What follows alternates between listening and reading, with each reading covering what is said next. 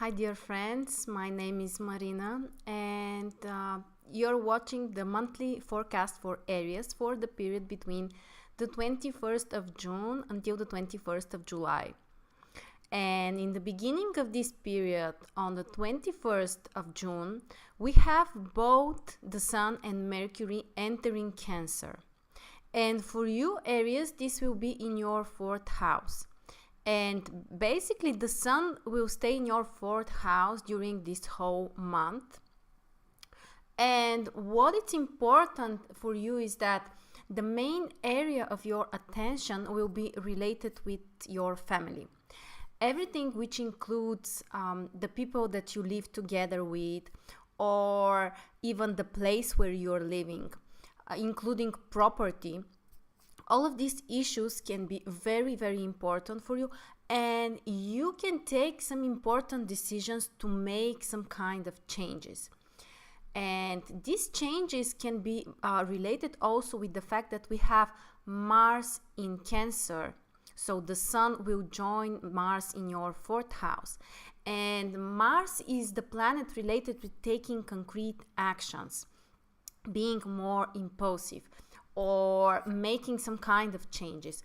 So the fact that we have both the Sun and Mars also will stay in Cancer in your 4th house during this almost until the end of this period. So it suggests that you can take some important decisions and undertake some concrete steps. So it can be either related with making some kind of innovations in your home, or doing something actively together with your family, like, some kind of concrete actions in this area. We should be careful because Mars sometimes can be related with conflicts, with, desire to follow only our own personal desires. So you should be careful because it might be a little bit more difficult to be compromising.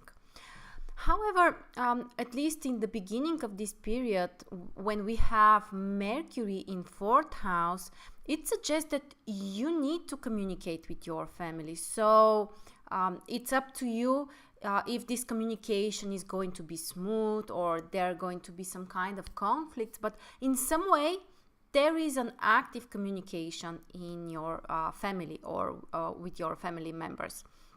So taking some decisions, making some plans together with your family, and in general spending more time at home will be probably the most important during this month for you. Also on the 23rd of June, we have a new moon, again, of course, in Cancer and your 4th house. So this is a great time to take some, to undertake some new projects related with this area. So it can be either related with, for example, finding a new place to live, or at least taking the decision to make that step, or the decision to innovate something, to repair something at your home. Or for some people, it can even be settling down and finding, for example, the partner that you can create a family together with. But in general, all kinds of new beginnings related with your home, related with properties can be very beneficial. Of course, you need to wait approximately 2 days after the new moon, because during these 2 days, the moon will be invisible, but after that it's a great time to undertake these new steps and projects. After that, on the 5th of July, we have Venus entering Gemini, which for you will be in your 3rd house. And Venus in 3rd house can bring more harmony in your daily communication. So it can either be with the people you communicate on a daily basis, like colleagues or, your neighbors, or even your siblings. But mostly, people that are also friends as well. But this is not necessarily related with your closest friends that you're really, you have a close personal relationship. It's more about people that you communicate on a daily basis. And in general, Venus can bring more harmony in this area. Also for some kind of short trips, traveling to short places. Venus can bring some, positive emotions from all of that experiences. And then we have, so on the 9th of July, we have a full moon in Capricorn and Cancer. So the sun will be in your 4th house in Cancer, and the moon is in your 10th house in Capricorn.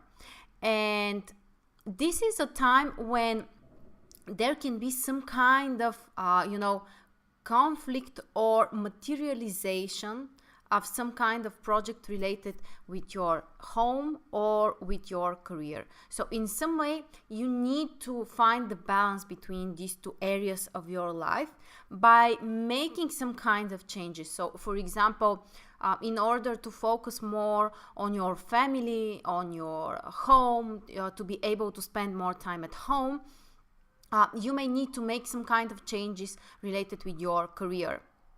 But either way, there can be like a materialization of certain projects related with this area, with family and with your career. And before that, so a few days before that, actually on the 6th of July, we have Mercury entering Leo. And for you, this will be in your 5th house. Mercury in 5th house is great for all kind of intellectual entertainments. So it can be either related with, for example, reading some kind of literature or some kind of, novels, for example. These activities can bring more joy. People who are writing, who are, speaking, they can experience more joy from these activities. Or they might also be more creative and more inspired to write, to speak, to have some new inspiring creative ideas. Mercury in 5th house is also great transit for some kind of, romantic dates, for being more active in the area of communication with potential partners, or for example people that you can flirt with or that you can fall in love with. But in general, for dating and meeting some people that you can have fun together with, or can have a romantic relationship, Mercury in 5th house is very, very supportive. And finally, on the 20th of July, so it's in the end of this period, Mars also will enter Leo.